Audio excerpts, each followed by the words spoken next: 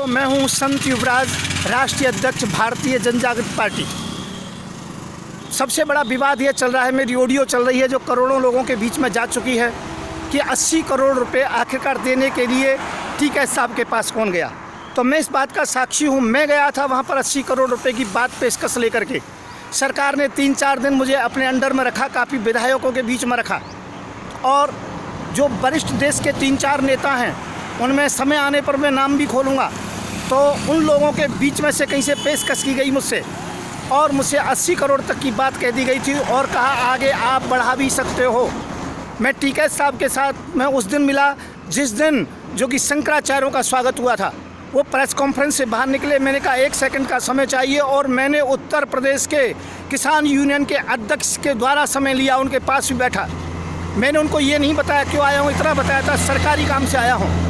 और मैंने जिस समय वहाँ पर बातचीत की तो मैंने कहा 80 करोड़ तक भी मैं देने को तैयार हूँ, अर्थात सरकार की तरफ से मध्यस्थता कर रहा हूँ मैं, और कैसे भी ये उत्पात नहीं होना चाहिए, देश के अंतर्गत में अफरा तफरी नहीं मचनी चाहिए। पर उस समय ही उन्होंने एक ही सिस्टम, एक ही बात कही। बिल्कुल हम अकेले में थे, दोनों थे, हज़ारों लोग आसपास में थे, सैकड़ों मीडिया कर्मी थे अलग, पर हम खड़े खड़े कान में बात कर रहे थे और लास्ट के तम्बू के अंतर्गत में बात कर रहे थे। टीके साहब ने एक ही बात कही, मुझे पैसा नहीं चाहिए, मुझे केवल देश का किसान चाहिए।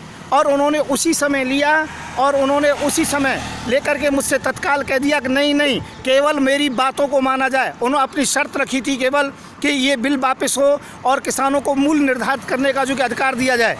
ये बात हो करके मैंने फिर दोबारा कोशिश की, 3 बार कोशिश की, परंतु टीके साहब ने बिल्कुल मना कर दिया। मैं टीके साहब को उसी दिन से नतमस्तक करता हूं और मैं कहता हूं दावे के साथ में, यदि कोई सच्चा किसान है तो राकेश टीके हैं। मैं संत युवराज इस बात से मुकरूंगा नहीं। यदि आवश्यकता पड़ेगी तो आगे मैं कोर्ट के अंतर्गत में, सुप्रीम कोर्ट के नाम भी खोलने को तैयार हूं, परंतु ध्यान रखें राकेश टीके नहीं खरीदे गए। मैं 80 करोड़ रुपए में सरकार की तरफ से उन्हें खरीदने के लिए गया था।